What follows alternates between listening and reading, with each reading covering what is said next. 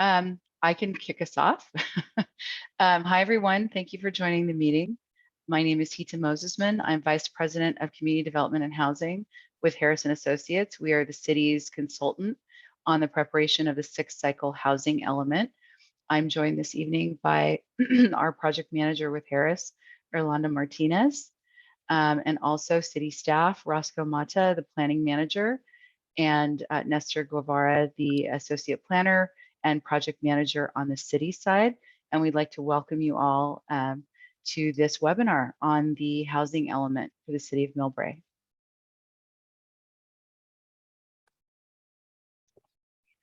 See if I can get this to advance. There we go. So we went through introductions a little bit.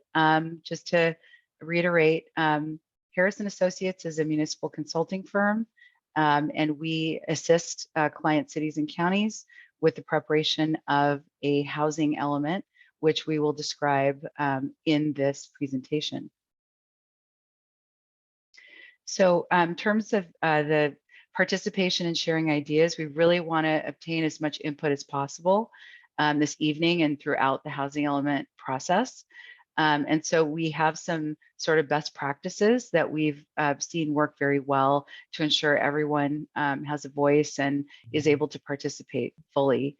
During the presentation, we're muting the audience just so that we can provide the information, sort of some of the background. And we invite you all to please type questions into the Q&A on your screen during the presentation if you have questions during the presentation. And after we conclude the presentation, because that tends to answer some of the questions, we will look at the Q&A answers first. And then we encourage those to raise hands, and then we can sort of get into more of a discussion about additional questions, or we can expand on some of the information pieces that we've provided tonight.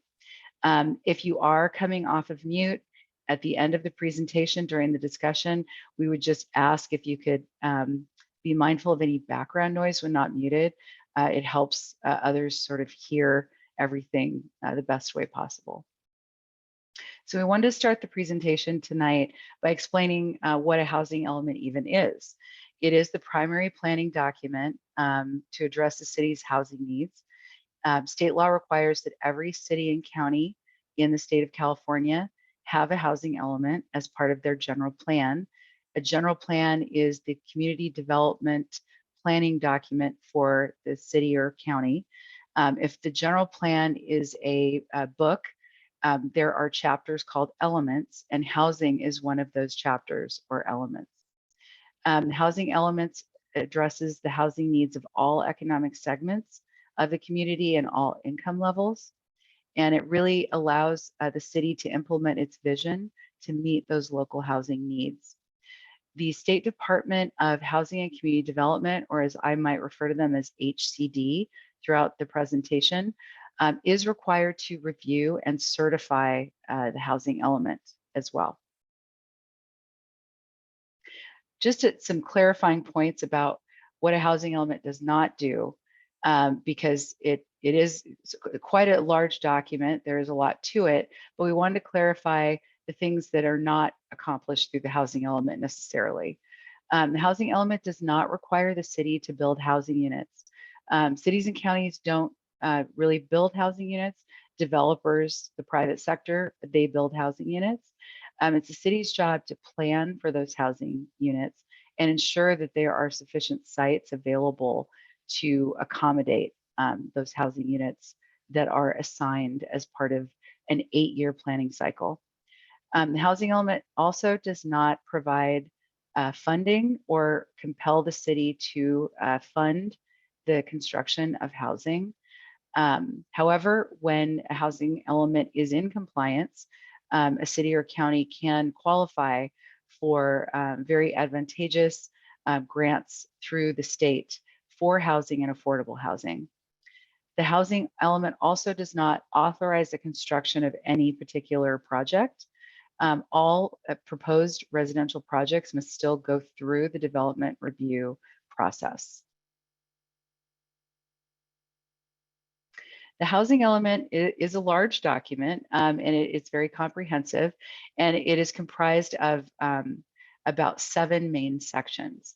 First would be the community profile. It has characteristics of demographic information like population, income, and employment.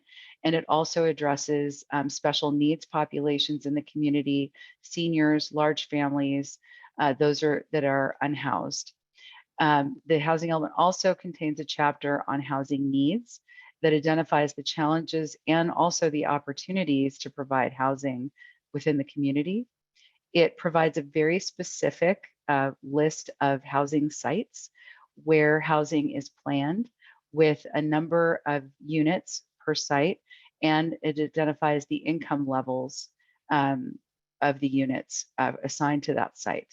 That is, again, pursuant to state law. It identifies any housing constraints or maybe barriers to the development of housing.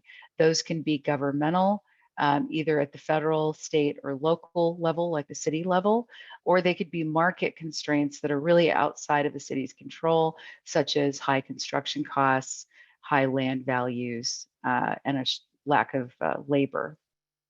There's a review of the last housing element, which was the previous 8 years, to look at the accomplishments and how the housing programs and implementation actions sort of went during that 8-year period. It has an analysis of fair housing issues, which is actually a new requirement for this cycle of housing element. And finally, it has goals, objectives, programs, and policies, and really specific actions that the city will take to implement the housing element and ensure that housing planning has taken place for the needs of the community. As I said, a fair housing section is a new requirement of housing elements in this cycle, and it's referred to as the affirmatively furthering fair housing section. This section would look at challenges to fair housing in the community, if applicable. It's really based a lot on census data, and also data from fair housing providers local to the community. And it identifies things such as issues with access to housing opportunity. It looks at possible segregation or and integration. It also looks at racially concentrated areas, again, pursuant to census information of both poverty and affluence. It looks at disproportionate housing needs and displacement risks due to possibly a lack of affordability or possible fair housing issues, social equity and environmental justice issues, such as hazardous materials, environmental hazards. And it looks at sort of the track record of fair housing enforcement and outreach during the last, for the next 8-year period. So the housing element is being updated at this juncture, primarily because it is required by state law. The state sets a deadline for each region in California to do their next housing element. That housing element cycle is always an 8-year cycle, and it is just that time for Millbrae and really all of San Mateo County and a lot of Bay Area cities to do so. There have been quite a few updates in state laws, new state laws that have occurred over the last 5 years, and it allows an opportunity to integrate those new requirements into the housing element. It shows how the city will allow for and facilitate the demand and growth for housing in the community, and it allows the city to remain eligible for state funding for housing, particularly affordable housing. And it's a great opportunity to involve the community in planning housing for their community. Generally, this is sort of a flow chart of the general process. And again, I'm probably going to repeat this at several points during the presentation. And I'll say a lot of times this is required by state law. And really, state law does dictate the process for the most part. So we begin with a community outreach process, which in fact has been occurring since last year. That was on a county and sort of a regional level. There were meetings and surveys and stakeholder meetings that occurred, again, more on a county regional basis. But the local outreach, which is sort of phase 2 of the outreach process, has started really with meetings this week. This meeting tonight, and we've also met with some stakeholders like developers and service providers in the community. And this outreach will continue through the certification of the housing element, which is expected in 2023. The draft housing element will be prepared and it will first go to the Planning Commission in late summer, as well as the City Council. It will be available for public review for a 30-day time period before it is actually sent to the state of California, HCD or Housing Community Development for their review. And that would happen in early fall of this year. The review period's about 90 days. They will give us edits and comments and findings. We will address those findings and prepare a final version. And we expect that final version, again, to be posted online, all the edits posted online, publicly available through the entire process, with the final occurring in spring of next year.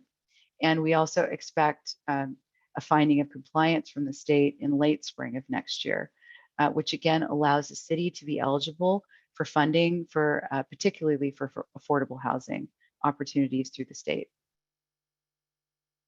So there is a certain number of housing units that the city has to plan for. The same is true of every city and county in California. And it's sort of an assigned number that really originates with the state. So you can see sort of the logo for the State Housing and Community Development Department. There's a study that's done to project housing growth and housing demand in the state. And it's done sort of more on a regional level. And the state sends an allocation of what it thinks the housing demand will be over the next 8 years to a regional planning entity. In this case, it's ABAG, Association of Bay Area Governments. And that allocation for the next 8 years is 441,176 units. That's the number of units the state believes or is certain of that will be the demand for housing units this next 8 years.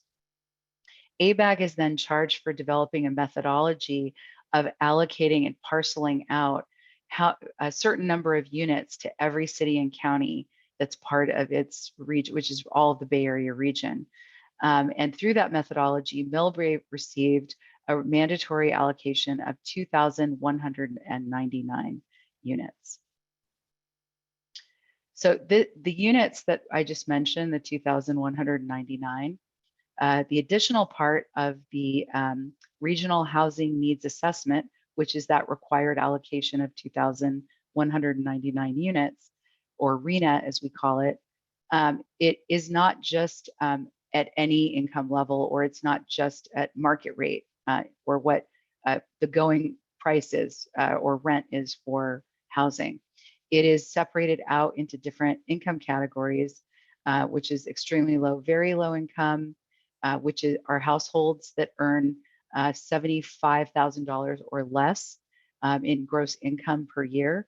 Low income, which is households that earn about $75,000 to $120,000 in income per year. Moderate income, which is about $120,000 to $180,000 per year. And then above moderate, which is above $180,000 of gross household income. That's how the income categories are divided by area median income, or basically average income. And you can see that the 2,199 is split out between each of those income categories, with about 58 to 60% of the units being in the affordable categories, which would be extremely low, very low, low, and moderate income, with above moderate being about 932 units there. Visually, this is a little easier to read. This chart shows the breakout of the income categories. So as I said, about 58% of those required units to be planned for over the next 8 years are in those affordable categories, with about 42% at market rate. So we've done some pre-work on the housing element, and actually the pre-work was done by a regional, it was a regional effort through the county and a consortium called 21 Elements that provided for some demographic information that we thought we would share with you this evening. And this, again, demographic information, the median age in the city is 43 years of age. People of color in the city, 37% of them are seniors, and 70% of the youth under 18 would also be in the category of people or persons of color. And this chart sort of indicates these different categories for the senior and youth populations in the city. In terms of population growth in Millbrae as compared to San Mateo County as a whole and the Bay Area as a whole, Millbrae has seen a 10% population increase in the last 20 years, basically between 2000 and 2020, which has been a fairly significant increase, and it generally tracks with the Bay Area and San Mateo County. In terms of the existing housing stock, how many housing units are in the city right now? It's 8,372. Higher percentage of single family homes, 66%, and 34% multifamily or attached homes. The most growth in housing units in the city in the last 10 years has been in the category of multifamily units that are comprised of projects that are more than 5 units. So in terms of existing and projected needs, one thing that the state law really highlights, as well as the Department of Housing and Community Development, who reviews the housing element, certifies it, is looking at extremely low income households. And the projected allocation for Millbrae is 288 units for the next 8 years. The data indicates that the number of low income renters in the city exceeds the amount of affordable housing available for that income category. The data also indicates that Black or African American residents experience the highest rates of poverty, followed by Asian and Pacific Island residents. When looking at renters versus owners and ownership patterns in the city, 63% of homeowners or occupants own their homes, with 37% renting, so a little bit more owning than renting, which is generally consistent with the county as a whole and the Bay Area as a whole. Millbrae actually has a slightly higher rate of ownership than the Bay Area as well. Looking at home price growth and rent growth over the last several years, 20 years, is important in terms of looking at the need for affordable housing. So looking at home value growth, and this is based on Zillow data, there's been a 148% increase in home prices in the last 20 years, with the median being at 1.7 million. The county has had a similarly high increase with slightly lower as a whole, lower median income at 1.4 million. And the Bay Area has experienced a lower increase at 142% with a median home price of 1 million. So you can see from this chart, you can sort of track the growth with Millbrae having, in terms of a percentage growth, having very high as well as the county. So looking at rent growth and the best data out there was since 2009. There's been actually a 77% increase in rent within the city, which has really exceeded the increases both in the county at 41% and the Bay Area at 54%. So rents are climbing pretty significantly in the city. Looking at housing costs, it's also important to look at household income and how that may have grown over the years as well.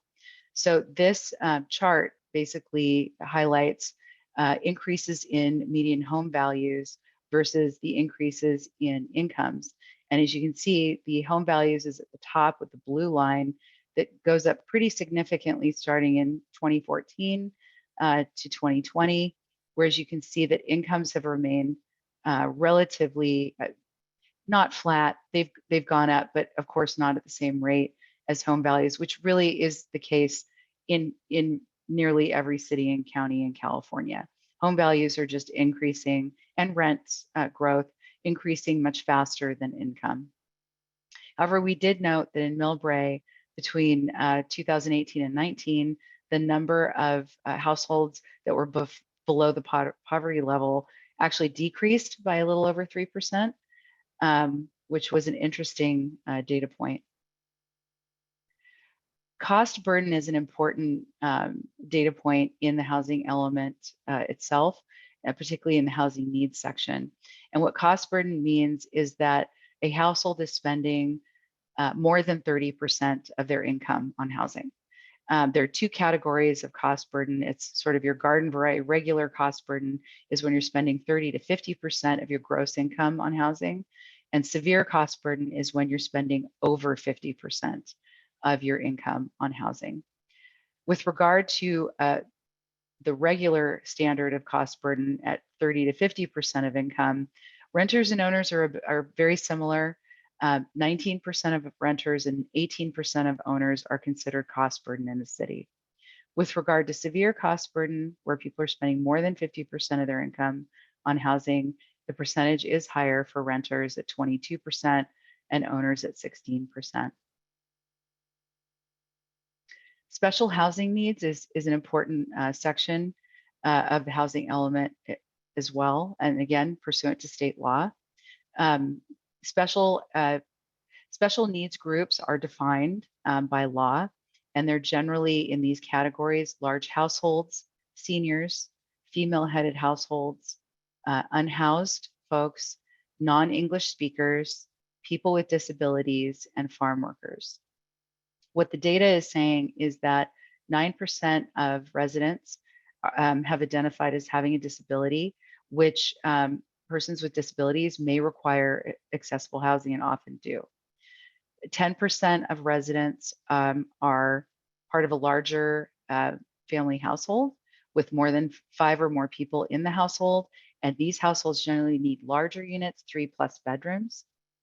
9% are female-headed families, which have a greater risk of housing insecurity, with typically one income earner in the household. 20% are senior households actually at extremely low income, 0 to 30% of area median income, which of that amount, of that 20% of seniors that are at those extremely low incomes, 40% are renting, and actually 16% are owner occupied. 76% of those experiencing homelessness in the city do not have children, so it's not a family household. 7% of those residents 5 years or older, which is basically youth and adults, identify as speaking English not well or not well at all. And this population in particular is at risk for housing disruption due to a lack of understanding of housing rights or possibly a lack of engagement due to immigration status concerns. So shifting gears to the sites that I mentioned, that the housing element has to identify specific properties where housing is planned and the number of units that would be on those properties, as well as the income levels for those units.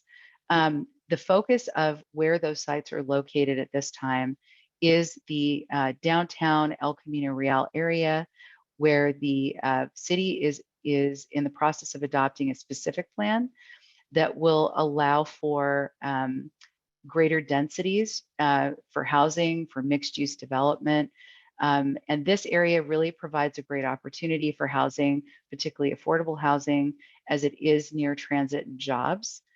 So providing high frequency transportation and economic opportunities to potential residents of those units.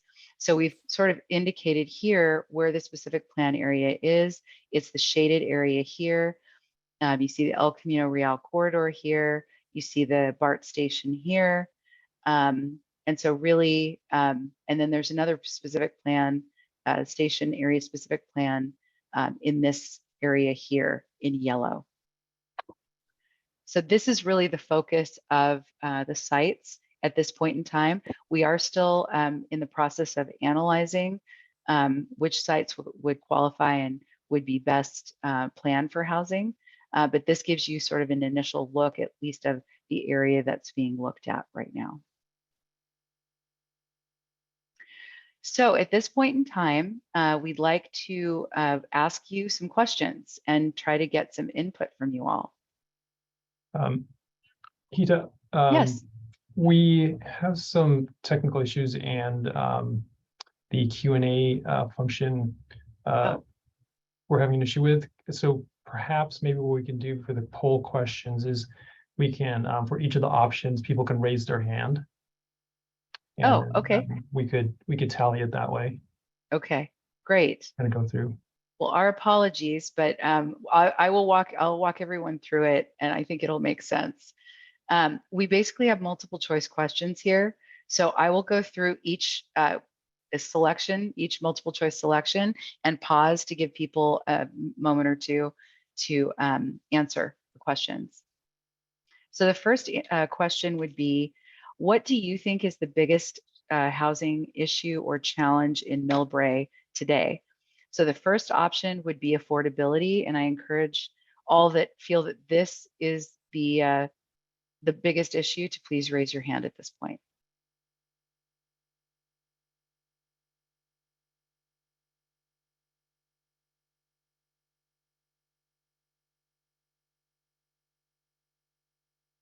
Okay, I'll just give a few more seconds here.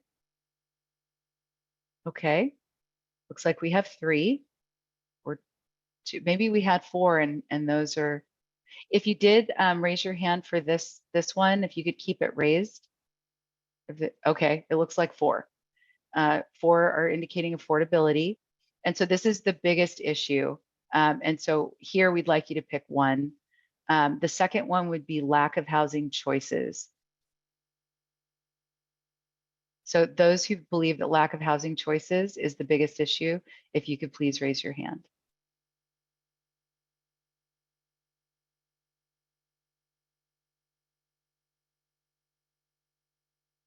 Okay, it looks like we had 1 who believed that was the biggest. So the third one, the third choice would be commute, access to shopping, services, and entertainment. That is an issue, the location of housing, so that these are convenient for you.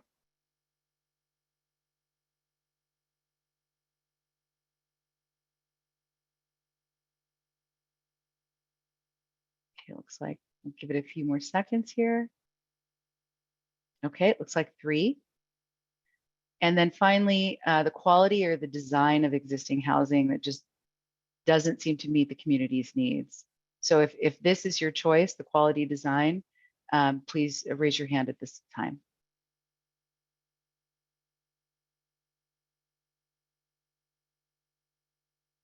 Give it a couple more minutes here. Okay, it looks like 3.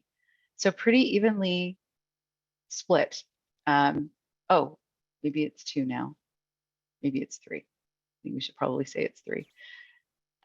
Yes, it's 3. Okay, so we'll move on to the second question. Again, please vote for what you feel is the one best answer.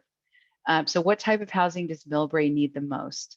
So if you could raise your hand now if you believe that single family homes.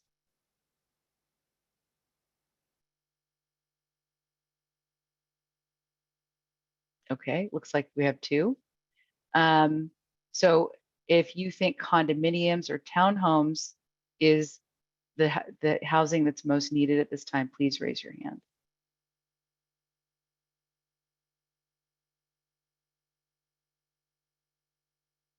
Okay, it looks like 2. The third choice, if you believe apartments are the most needed type, please raise your hand at this point.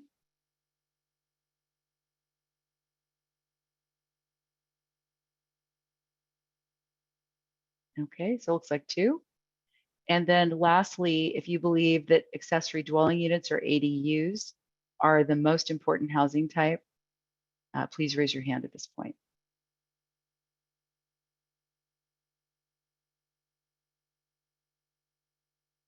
Okay, it looks like one. Okay. So pretty evenly split between single family, condominiums, and apartments. What types of affordable housing do you feel are most needed? Again, I would pick one answer here, the top answer. Not that the others aren't important, but the one that you think is the most important. So the first would be housing for special needs populations. And again, special needs populations are large households, female-headed households, seniors, persons with disabilities, and our veterans, farm workers, non-English speakers, and also unhoused folks. So if you think that that is the most important affordable housing type, please raise your hand now.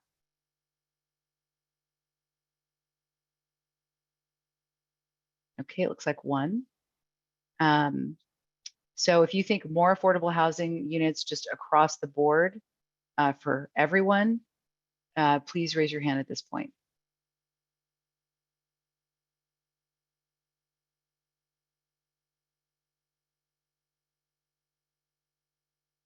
Okay, it looks like four. The third choice, incentives for accessory dwelling units or ADUs. Do you think that ADUs are the most important affordable housing type, and then providing incentives for those would be a good way to provide them? Okay, looks like one. So updated density bonus rules to encourage additional affordable housing units as part of market rate development projects. If you feel that that would be the most important type of affordable housing and way to provide it, please raise your hand at this point.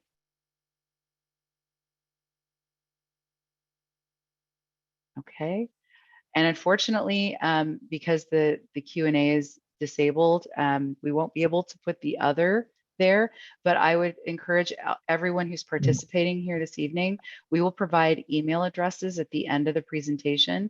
You can always provide additional input, additional answers to the questions via email as well. And we could also allow people, if somebody has a other and wanted to speak about what that is, we can allow them to speak and provide comment verbally. Okay, that would be great. If we can do that at this time, that would be wonderful. Let's see if anyone would like to. And maybe anybody who'd like to can raise. Oh, I see a hand raised. Amy Lauer.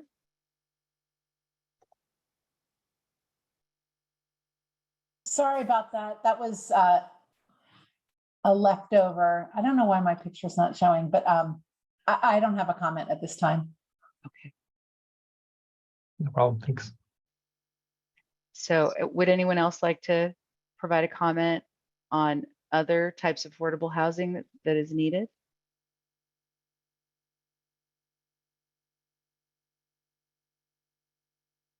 Okay. Well, we can, if anything comes up, we will have other opportunities to share thoughts as a group. So I will move on to the next question.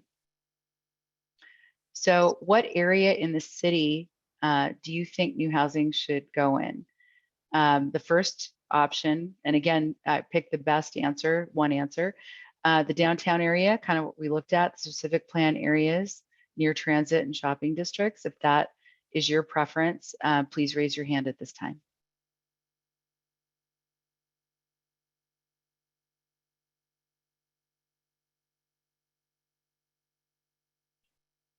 Okay, it looks like three. If suburban and residential areas outside of the downtown area is your preference, please raise your hand at this time.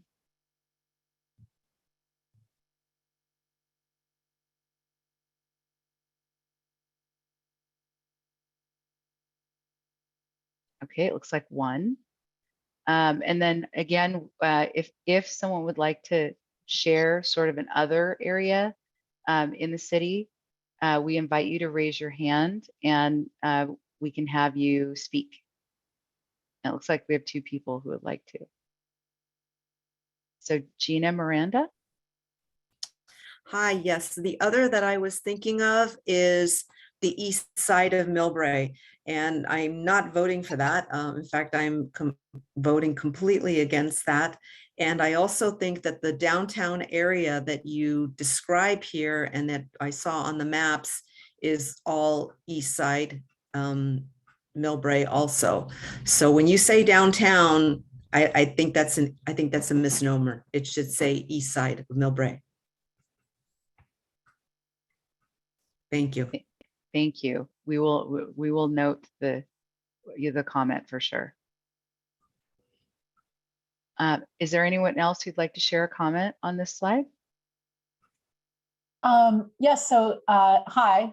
Again, I don't know why. Are their cameras disabled? Is that why it's my picture?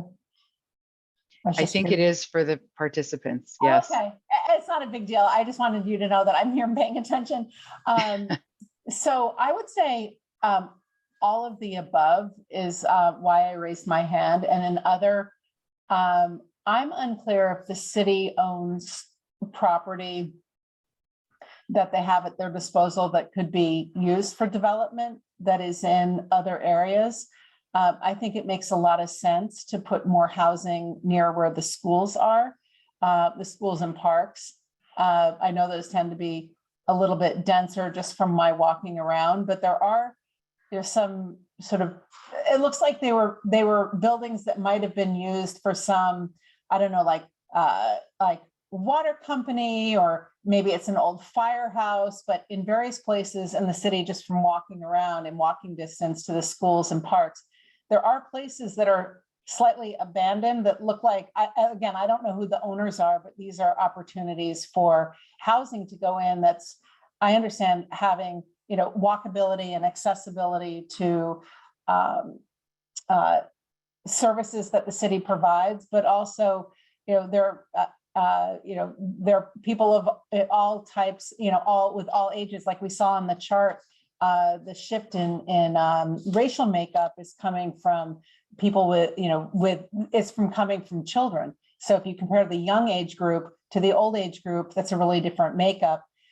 Just that the city is changing, and I think people should be allowed to live in various places. And I'm just assuming that since there's growth and shift in the younger ages, is that those people need to be near schools and near, places where you could potentially walk to. Anyway, so sorry to be so long-winded. I wasn't completely pulled together. I'm just saying that I think that there is property all over the city that is that should be looked at for putting more housing in. Thank you. Thank you for your comments. That's very helpful. I'm going to move to the next. I really appreciate everyone's participation. This is very helpful for the process of obtaining input. And we want to sort of shift gears to talk about sort of what's happened to date, but also talk about how you can continue to share input through the process. So we wanted to just touch on, I had mentioned that there was sort of a county regional community engagement process that started last year, and with the consortium called 21 Elements through San Mateo County. There was a survey in addition to public meetings that were held and stakeholder meetings with housing advocates, affordable housing developers, market rate developers, service providers, really anyone who provides services or builds housing was engaged. But we wanted to focus on the survey of residents, and this would be county-wide, and some of the higher level points that came out of those results. Things that were noted as challenges and needs moving forward was a limited supply of housing for voucher holders or people that hold Section 8 vouchers that allows for wherever they live for the property owner to actually obtain full market rent between the difference of what the resident would pay and the fair market rent the federal government or HUD, Housing of Urban Development, would make up that difference. However, it was identified that there is a limited supply, even for those people that hold those vouchers that really represent full market rent. Low income is a barrier to accessing housing due to affordability. Nearly 4 in 10 respondents who had pursued housing had received a denial. 1 in 5 had been displaced from their home in the past 5 years, again, linking back to affordability there. Households with children had been displaced.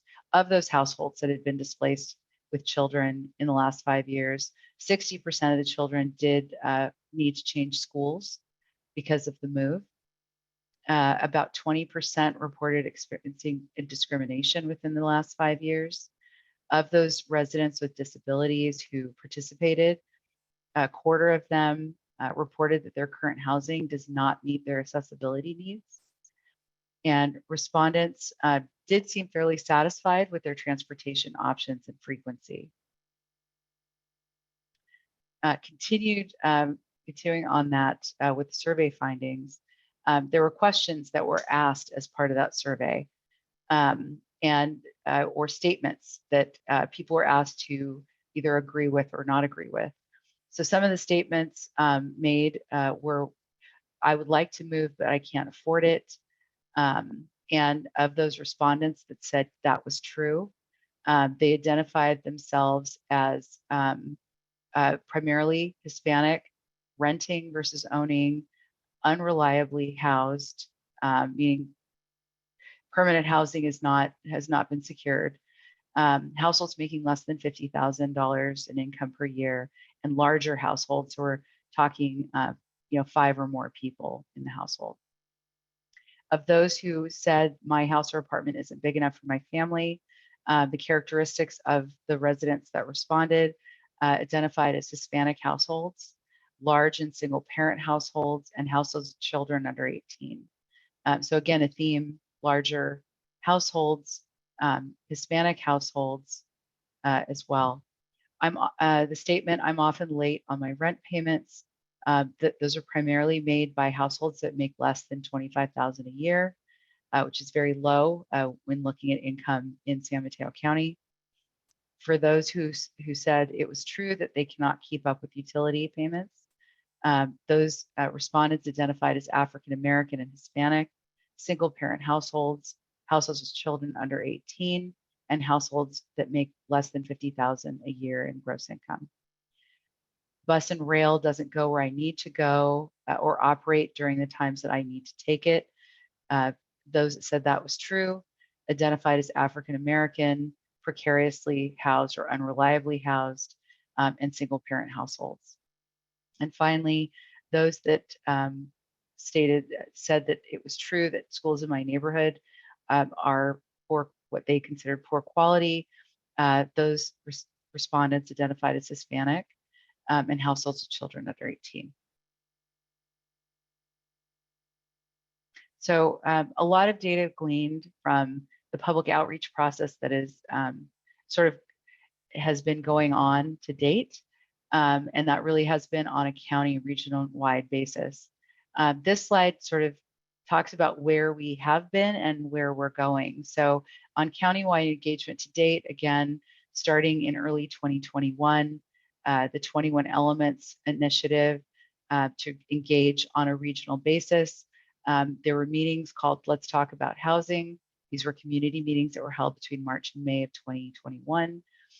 There's a webinar series called Creating Affordable Future. It was a 4-part series that took place later in the year, October to December of 2021.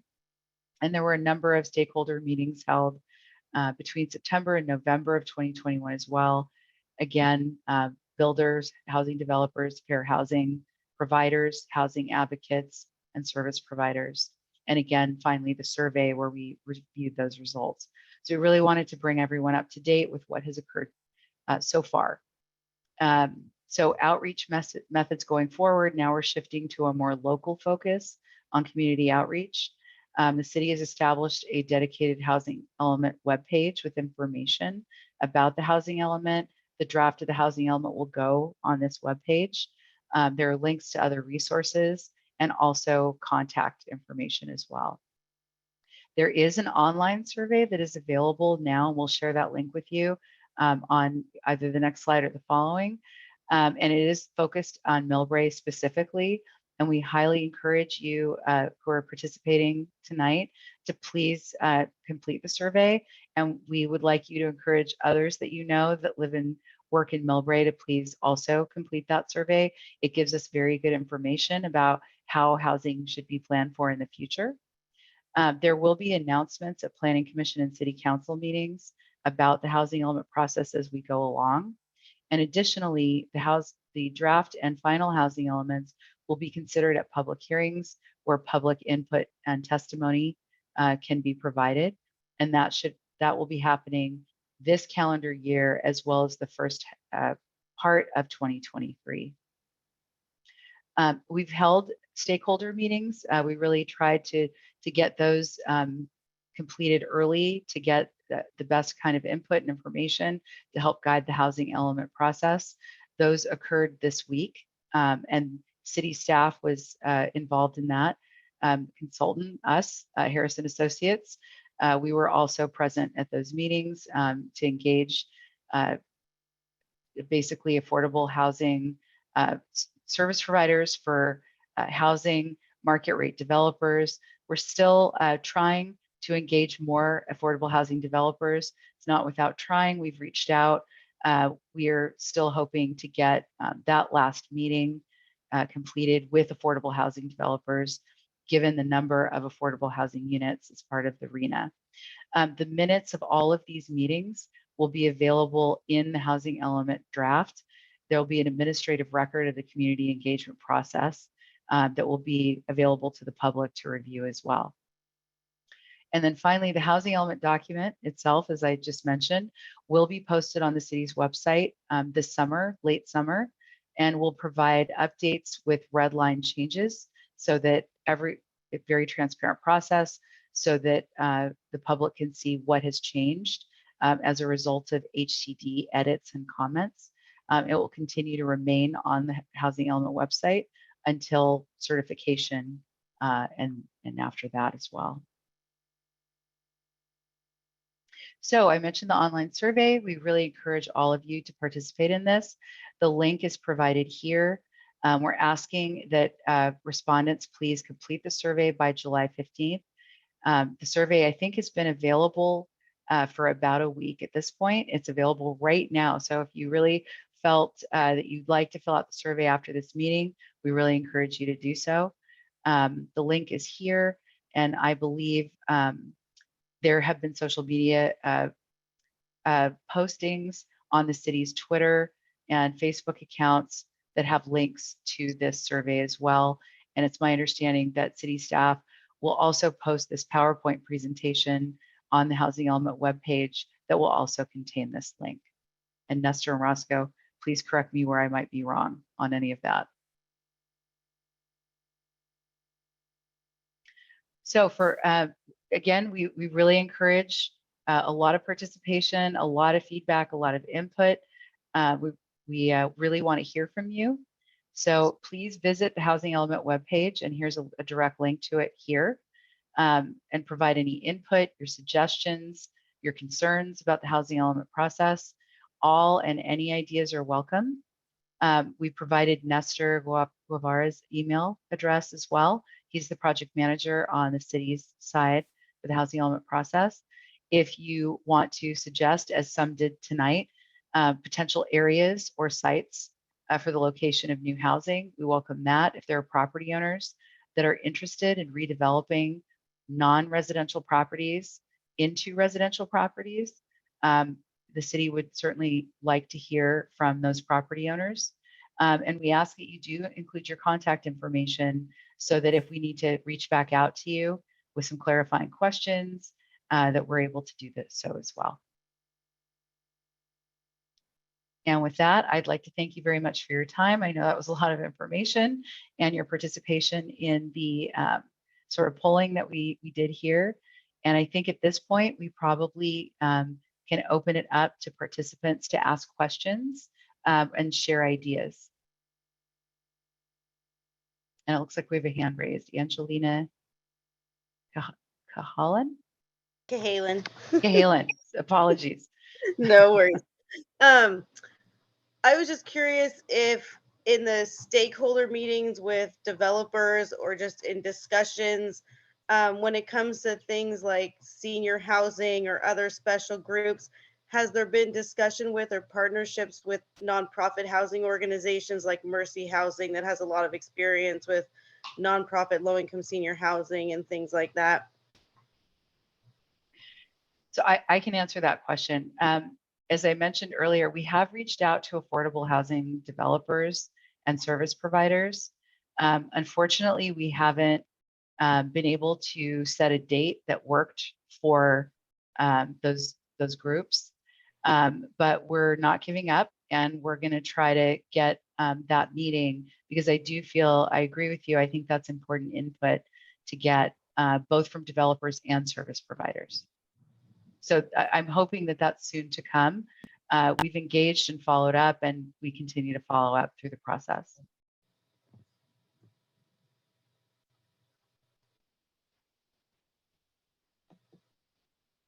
If you're having, I've worked in nonprofit and a lot of organizations that worked in partnership with nonprofit housing. So if you're having a hard time making contacts, I might be able to get some names and contacts to help with that. That would really be appreciated. If you could email Nestor with that information, Okay. we'll get it. We would really love to do that. And I should probably not correct myself, but I did want to add that although we haven't met with service providers specifically for affordable housing, the traditional affordable housing, we did meet with service providers for special needs groups that were really focused on folks with disabilities. And we also, it was part of that group, the city's fair housing provider, Sentinel, was part of that stakeholder meeting. So we were able to get some very good feedback. A lot of that was focused on maybe fair housing issues and comments that they've heard from residents, and then accessibility issues and potential modifications to existing units to accommodate those folks with disabilities that require that. We did receive great input from those service providers. I think we still seek additional nonprofits and particularly affordable housing developers also to kind of round out that input. Thank you. Thank you. And thank you for offering the contact information. I think Amy Definitely. Lauer, oh, sorry about that. Amy Lauer, I think, has her hand raised. Yes, thank you. My question is about the RENA slide you showed that showed the recommendation of 26% of housing in the extremely low, very low buckets for 2023 to 31. The last time I saw that chart, I believe it was in, it was either, I think it may have been very early in 2020. And what I saw is that Millbrae was really good at filling the moderate bucket. And then the other ones were where the opportunities were. So my question is, the 26%, is that considering Millbrae's falling behind in earlier targets? So is it trying to make up for that? Or is that like starting fresh? And because I can't, it was a couple of years ago, so I can't remember what the recommendations, how the percentages were allocated in the buckets. I just have some concerns. I listened to a piece on NPR, and a caller was questioning some things, and it was, the conversation was around low, the lower income as opposed to very low and extremely. So I had heard that it's 51 to 80%, but of a pretty big number. So I'm just concerned in Millbrae about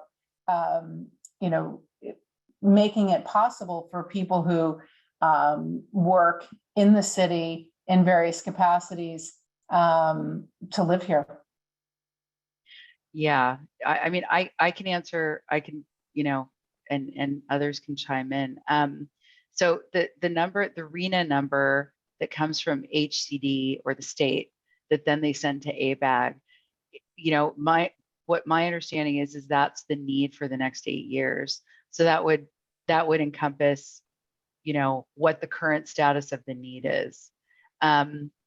The issue with, you know, maybe not, you know, very few cities actually meet these numbers.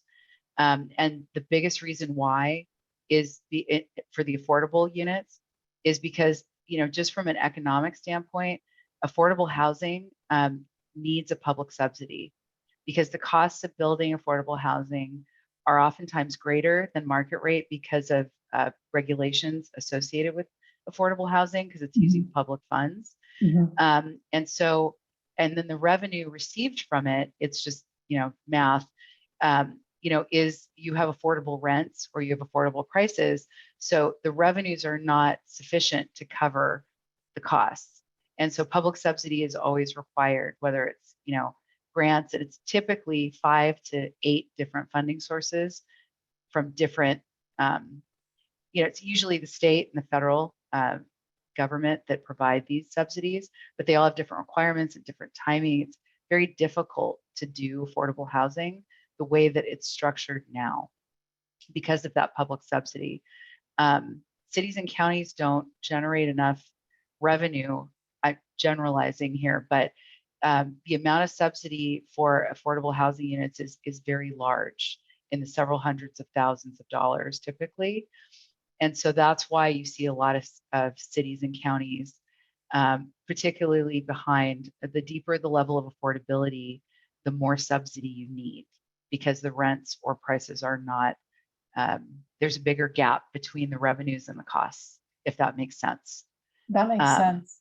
Yeah, so it's a real conundrum because on the one hand, you know, I was looking up, their housing came up in a city council meeting. And so I was looking up teacher salaries. So it's a concern that if you work in Millbrae as a teacher or for the city or in different capacities, you know, in the businesses, that if, you know, you make under 100K, how do you live here? Where do you live? And what's your commute like? The other concern, and I don't have any answers, but I'm just going to air it because we're in a meeting about housing in Millbrae, is throughout San Mateo County, it's been widely reported the racial covenants that were in place, and at a federal level, veterans from World War II, not all veterans were treated the same. So some were given housing loans and housing. I was told by a resident, his father, World War II vet, was able to buy a house east of El Camino. And there were veterans who were excluded because of their color. So people who were excluded because of their race from living and owning homes in Millbrae and throughout San Mateo County and actually across the whole country. So when you look at the charts and who is able to build generational wealth from the 40s and 50s up until the Fair Housing Act was passed, you know, with looking at this chart, how do people get into the market? And I understand, I don't know how to do the math. This is a new topic for me.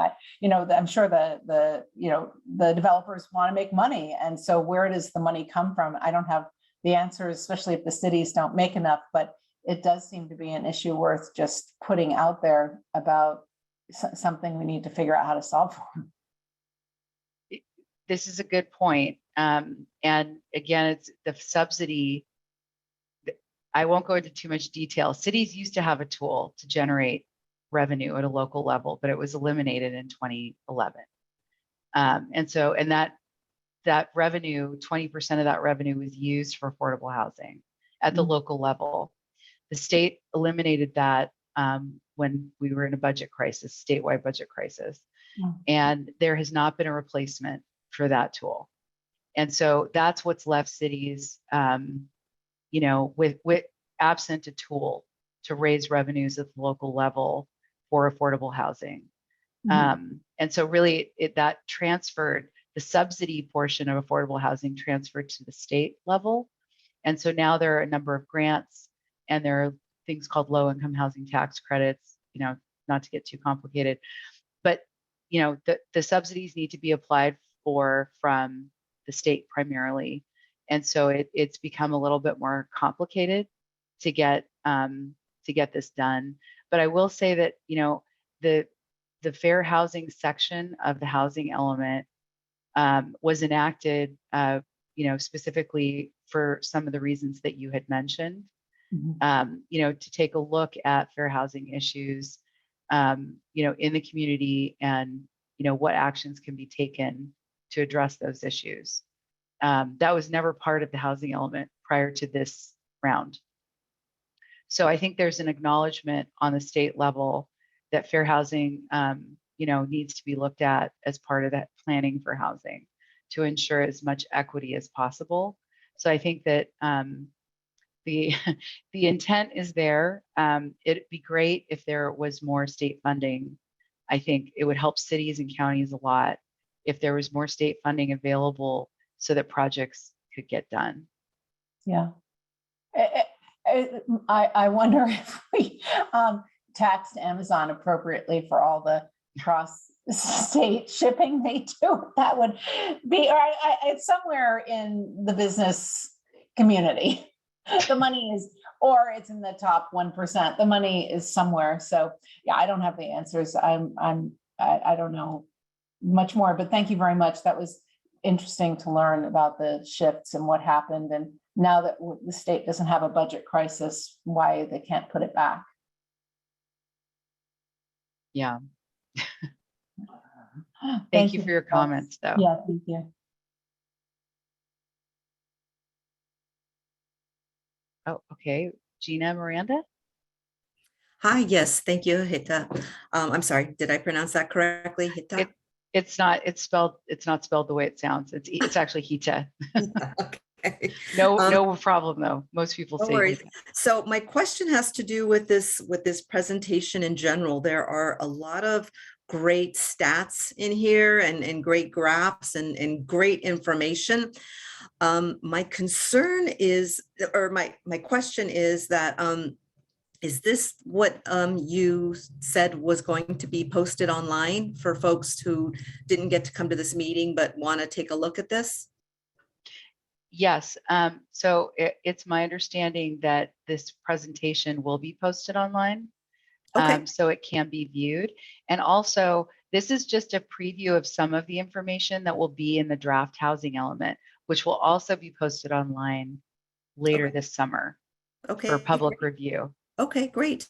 So my concern is that I could understand it mostly. I still don't get that element word, but I can understand it for the most part, but only because you took the time to explain it and to answer questions. Other people looking at this and trying to understand it, the language used here is a barrier. And I would like to find out if there's any way to change that.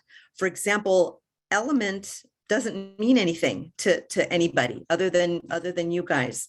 And I don't know if you mean part of the housing plan or just Millbrae housing, but the language throughout here is an issue, and I'm wondering if it can be changed. Yeah, I completely understand where you're coming from. These are technical terms that the state, it is in state law. And so that's why we refer to it this way. I mean, you can, when I said that there's a general plan that every city and county has to have, and it's really like a guiding document for the community development of that city or county over time, like going into the future. General plans are usually like 20 or 30 years, plans. And so the general plan has elements in it, and I compared the general plan to a book, and the elements as chapters in the book. Right. So I understand it, but like I said, I'm only understanding it because you're taking the time to explain it to me. But other than that, what you've created here is not something that's going to be understandable on a general basis. And I understand technical terminology, believe me, I come from high-tech background, but and I understand that you have to have that there to whatever meet your guidelines, but can you also add verbiage that not to describe what a housing element is, but just to state it in a more transparent way? That's what I'm asking for, not just with the very first title page, which is so important. People aren't going to get anywhere if they don't get past that first title page, but also the RHNA, the RHNA, which I don't know what that is. Does that mean the needs, or does that mean what the actual needs, or what the state has come up with as the needs? It's, if I had to oversimplify it, I would say it's what the state came up with for the needs. So we tried to show a little bit of a flow chart, because I know that this is complicated. And this is language that's in the housing element. We try to explain it as best we can.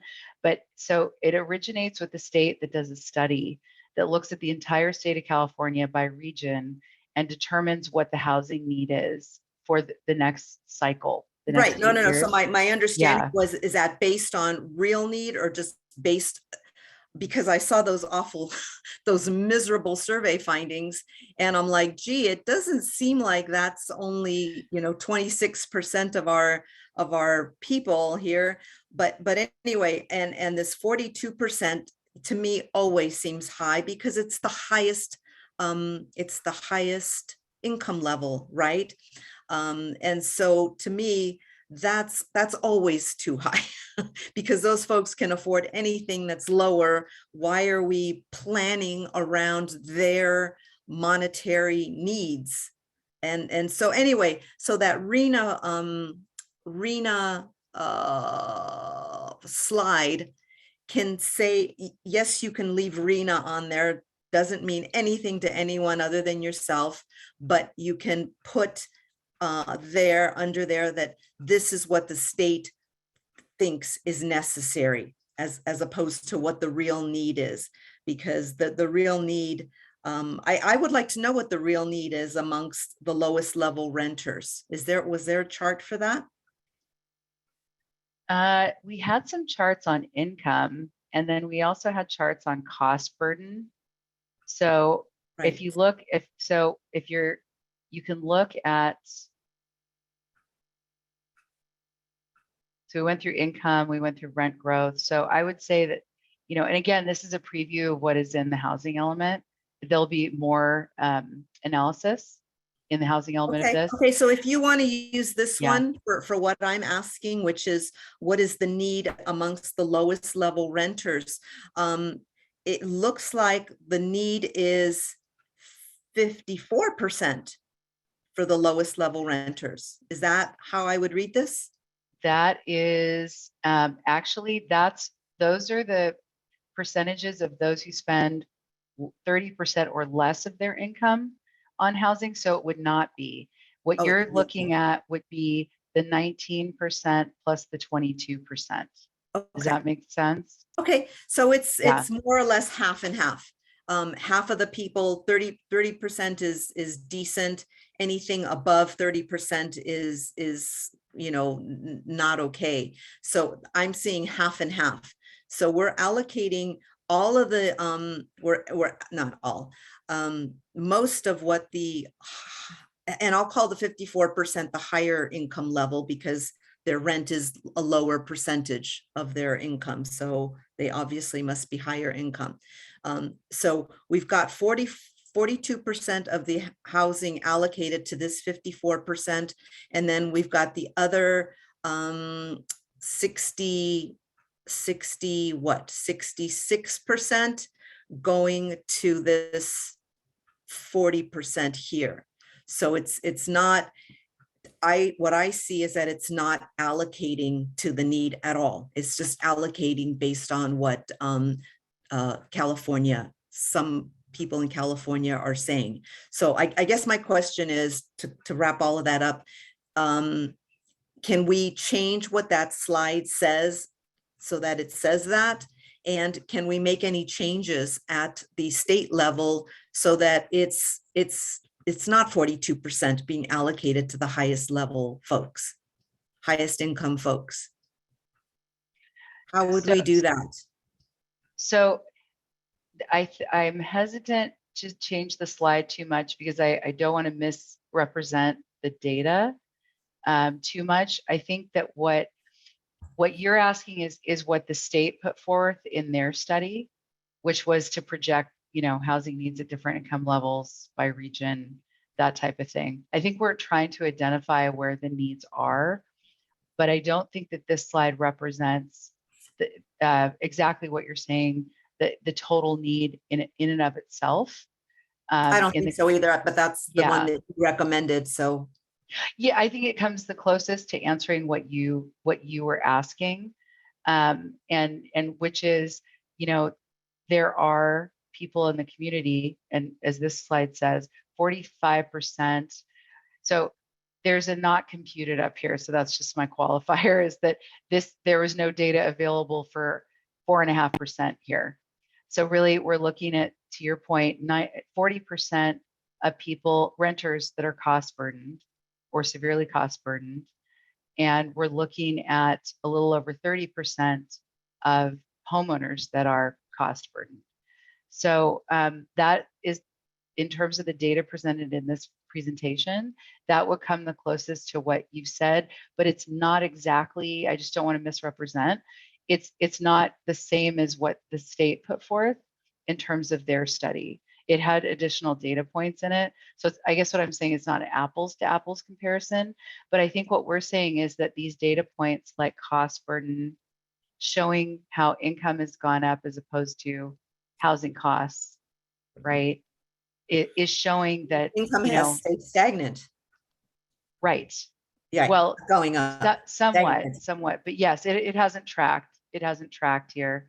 And then just showing, some demographic information as well is really, there are data points that indicate the need. However, because of state law, we are to adhere to the RENA or the state allocation to the city. That is required to be adhered to in the housing element itself. So that I just wanted to make that distinction. And that's why we've presented the data in the way that we have, as not to replicate what the state did in terms of determining the need, but showing really the local information, because they didn't do an analysis for every city and every county. It was done on a more regional basis. Right. Okay. So is there any way to affect what the numbers that the state puts out there? And so it's not, 42% going to the highest level of incomes? I would say that the best way would be to contact the state directly, the State Department of Housing and Community Development. Those numbers came out of their office. And so I would say that they would be the party that you would want to provide your input to.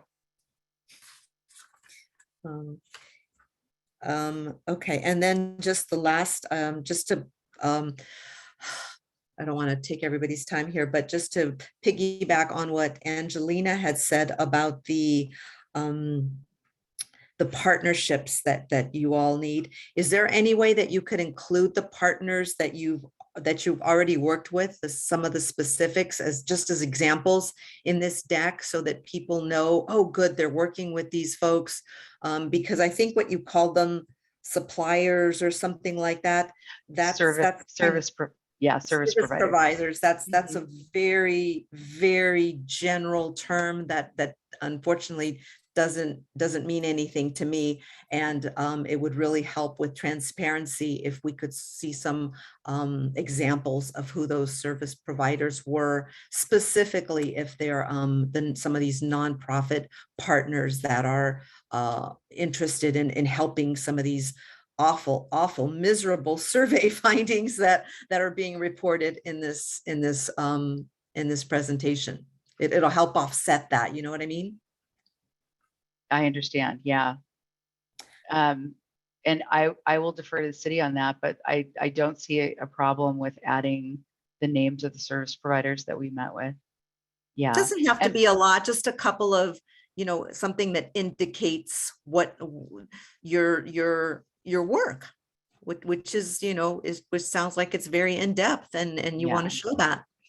yes. Thank you. And I just wanted to emphasize one last point. There will be minutes from those meetings with the service providers, developers, et cetera, in the housing element itself. So there will be a record of the outreach to those bodies. Well, I like this presentation because it's relatively short and it's the easiest to digest. Trying to go deeper into 100-page documents unfortunately isn't going to happen. It's just not realistic. So that's why my focus is on this. You guys did a great job with this and put some really good numbers together here. So that's why I want to take advantage and make it as transparent as possible and easy and digestible. Thank you very much. Thanks, Hita. Thank you. I think we have more hands raised. Can I add something to that? Yes. So I think in general with most of the communities that we've worked with, this is always a struggle, right? Because it is very legal and we're already trying to explain it as easily as we can. And we do this in the document as well, right? And like our document's long, but we also go into like why things happen and everything, because we want to make sure that the housing element can be read by almost anyone and they can understand what's happening. So we do provide a lot of information, but I think this specific meeting, this community workshop is exactly held because it is very difficult information and because it is a way that we make this type of information a lot more accessible for the community.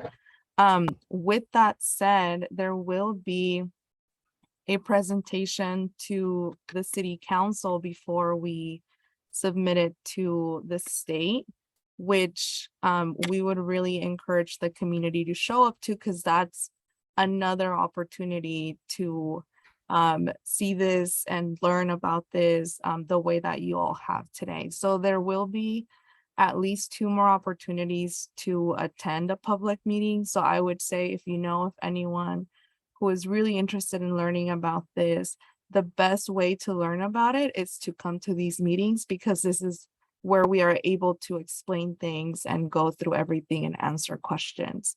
Because it is very difficult to put this information in a way that somebody can just pick up a paper and understand it, as opposed to having these kinds of conversations. So I would encourage everybody to attend. Okay. Well, I gave you a couple of ideas on how to do that, and I'm happy to provide more input. And yes, I mean, taking advantage of your expertise and Hita's expertise today is fantastic, but a lot of people aren't going to do it, and we have to be realistic about that. Yeah. So that's why I keep going back to focusing on the PowerPoint, because that's something we can do something about. One thing that might help, not instead of, but is the fact that we're recording this and it will be available on the city's website. So it can be viewed by people who couldn't attend tonight, and it can be repeatedly viewed for things that might be a little bit confusing. And I think Erlanda was acknowledging that it is technical information. We are trying to make it digestible, but we do understand that it's still kind of a foreign concept and foreign terminology here. So we really do appreciate your input on this. It's very helpful. And we'll continue to strive to make it sort of digestible and be very specific about sort of the outreach that is going on here as well. Okay, thank you. Yeah, thank you. And I think we have 2 more people raising hands. Angelina? Hi, yes. I was wondering, is this plan and, the overall plan and the housing element, is it more of a roadmap, or does it have teeth?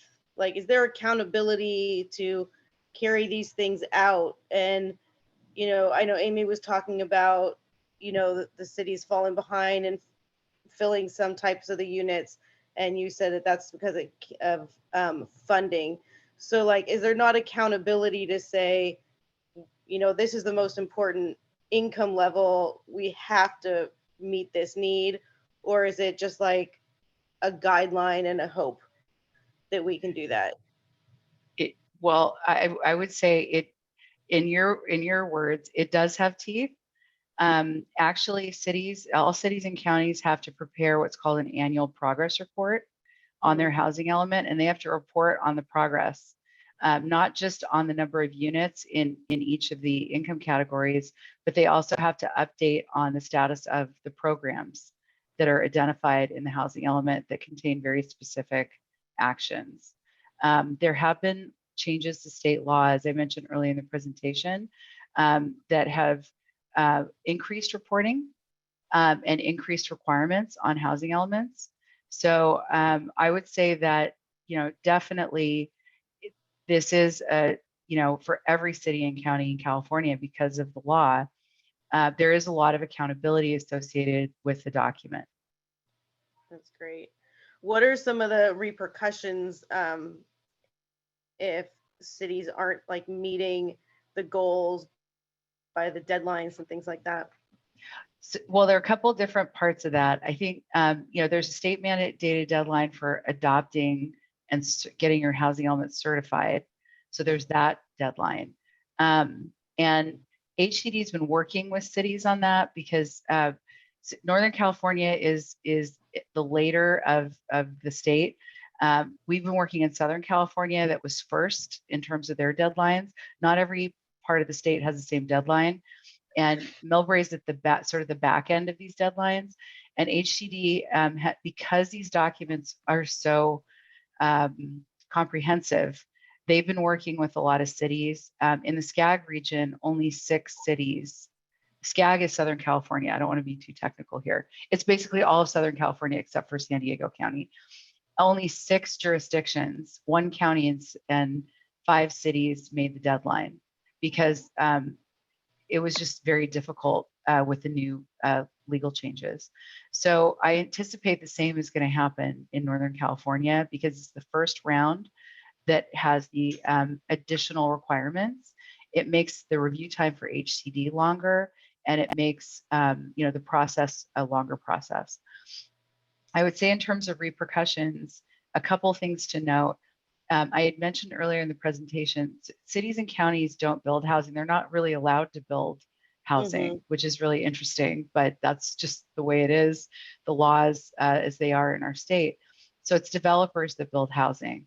So the city can't guarantee that developers will, it's like, and I don't know how many people are going to recognize this movie reference. If you build it, they will come. So this is more like, if you plan it, they will come. That's kind of like the state's mantra here. If you plan it in your housing element, it'll happen. And that's, that's always the hope, right? That it will. There are market factors that affect the development of housing at any income level, right? With affordable housing, it's the subsidy. Even with market rate housing, we have labor shortages, we have supply chain issues, we have construction costs. And there's state regulations that are barriers to developing housing, not just at the local level.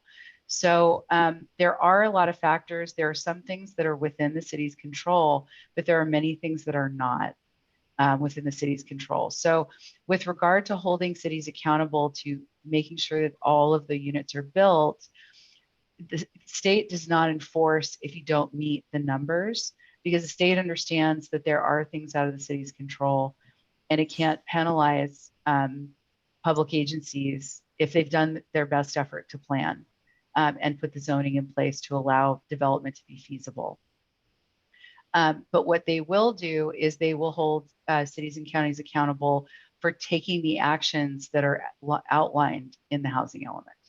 If you say that you're going to, for example, support 2 grant applications a year, if you say that you are going to meet with affordable housing developers at a certain frequency, You know, or if you say you need to update the zoning on a property within a certain time period, there is a lot of accountability, and the state can take legal action if those things don't happen. There can be fines. There are a number of things the state can do. What I've heard from the state, that they have an enforcement division as part of HCD, is that, you know, they want to educate public agencies, and they're not going to come out with punitive, you know, sort of actions immediately. They're going to try to work with cities and counties to make sure they understand what the requirements are, and to see if there's a plan in place to meet those requirements. So I know that was a really long answer, but I wanted to answer every part of your question to the best of my ability. Thank you. No, that was very thorough and very clear. I very much appreciate it. Just one smaller question. Do you have a guesstimate of when this presentation and recording will be put on the website? I would defer to city staff on that. At least the presentation, as soon as tomorrow, it'll be up there.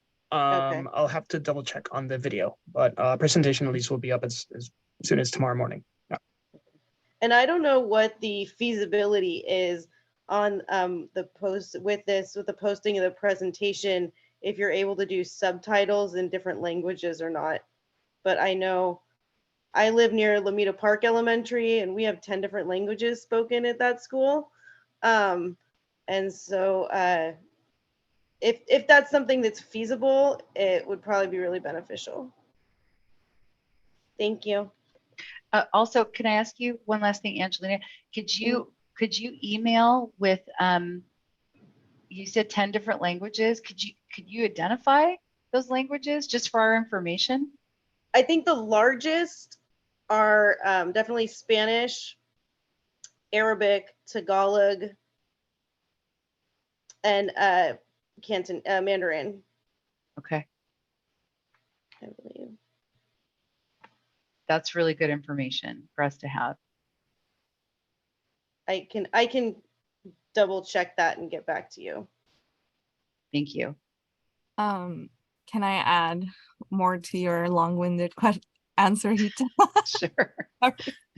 I just wanted to add, because there is the implementation of the housing element, right? And like Hita mentioned, there's the housing element APR, which is the annual progress report. And it's a spreadsheet that we prepare, and we say, this is how many building permits were approved in the year. And then they're all summarized in this little table that looks like the Reno one that Hita showed in the presentation.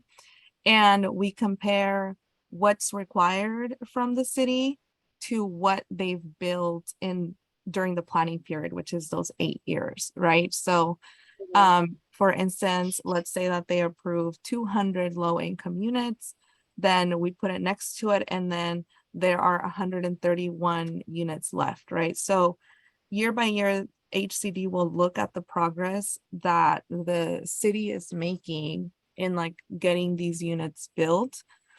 And they do a prorated calculation. And if a city hasn't made enough progress to meet the, those units, they put them in what we jokingly call the naughty list, right? And this is like an SB 35 list, and they publish it.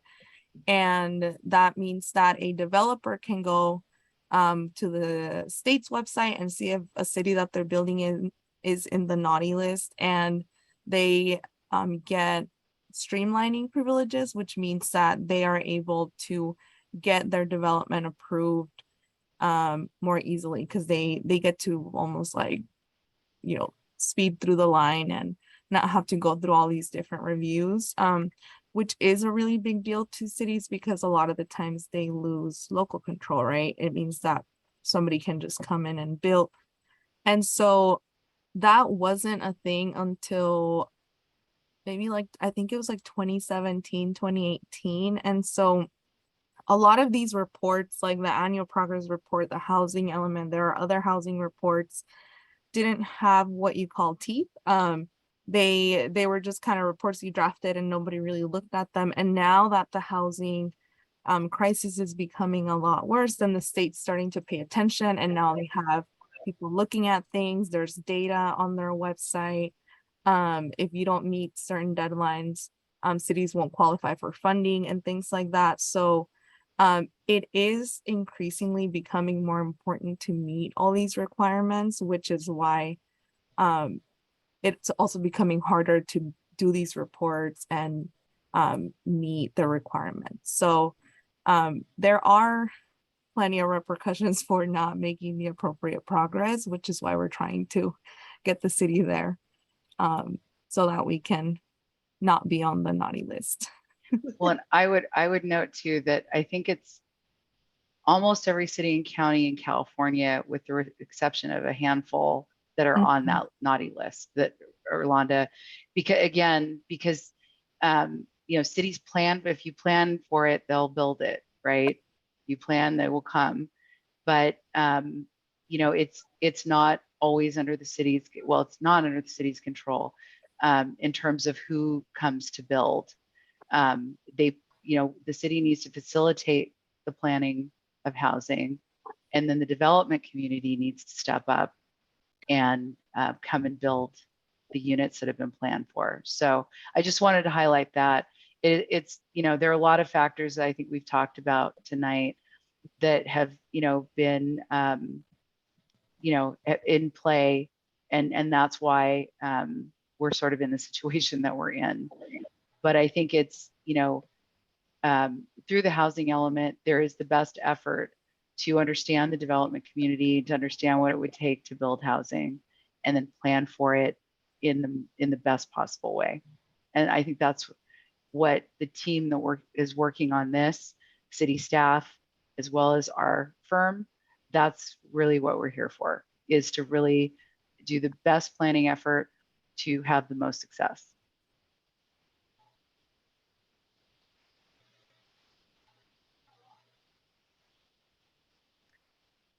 Was there anyone else who wanted to raise their hand?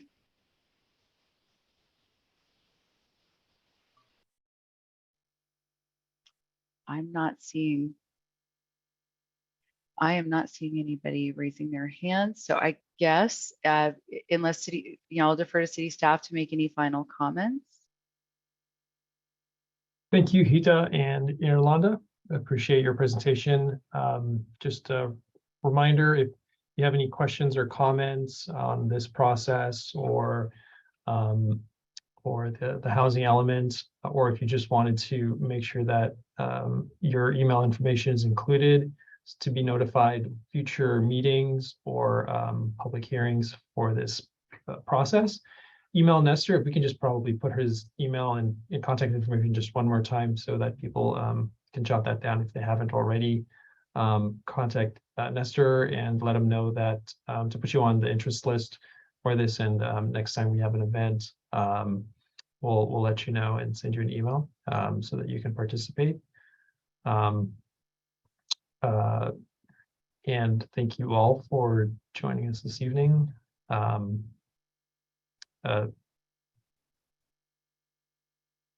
we have that? Can we put up the Nestor's email? Just one word. Sorry about that. That's right. Yes, I can. Let's see.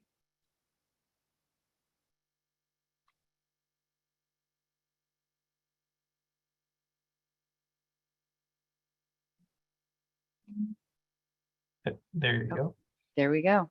Okay. Yes. So Nestor's email and phone number are in this slide below, and I'll give you a few seconds here to jot that down. And he's also in the city's his contact information is also on the city's website, so you can feel free to send him an email to have you put yourself on the interest list for this, and we'll send you updates as we move forward. So again, thank you very much for your time this evening, and I hope you all have a nice 4th of July weekend. Thank you very much. Have a good night. Thanks, everyone. Thanks. Good night.